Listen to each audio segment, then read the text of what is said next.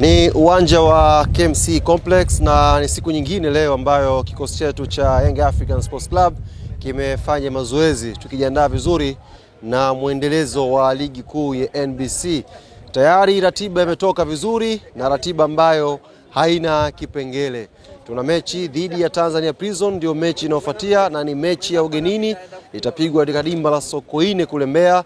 Alafu baada ya hapo tutakuwa na mechi dhidi ya Dodoma Jiji ambayo kwa ratiba ambayo iko mpaka sasa hivi mechi hii itapigwa katika uwanja wa New Aman Complex kule Zanzibar. Ikumbukwe hizi mechi za mwisho zote zinachezwa kwa muda mmoja kwa maelekezo ambayo wanayatoa bodi ya ligi ya Tanzania. Baada ya hapo tutakuwa na mechi ya Kariakoo Derby siku ya tarehe 25 dhidi ya Simba Sports Club. Baada ya hapo tena tukimaliza ligi tutakuwa na mechi ya mwisho ya kombe la shirikisho la CRDB.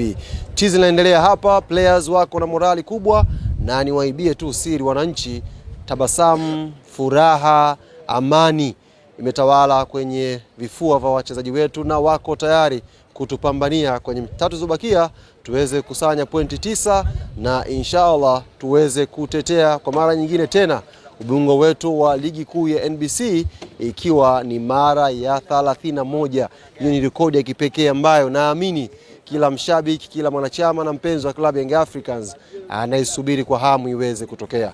Kubwa ambalo la kukuhusia ni kwamba ewe mshabiki wa Young Africans ambaye uko Dar es Salaam, uko mikoa ya jirani na Mbeya, anza kujiandaa. Jambo limekuja kwa haraka na uharaka ndo kuna utamu. Tujiandae chap kwa haraka wanangu, wazee wangu wa basi safari, tujiandae. Safari tena mwenyekiti wa wasemaji nitakuwa kwenye basi kama kawaida wanangu. Mabasi ya kutosha tunakwenda Mbeya na wanangu wa Mbeya hamjawahi kutuangusha. Mara zote ambako timu inakuja hapo kumekuwa na amshamsha aina yake. Safari hii ikawe mara 10 yake. Mapokezi makubwa, alafu tuje kwa wingi dimba la Sokoine wakisha tunawapush wachezaji wetu tuweze kupata matokeo mazuri. Mechi za mwisho hizi sio mechi za mchekea, ni mechi kweli, mechi za kiume. Tupambane, tuungane kama taasisi tuweze kupata matokeo mazuri.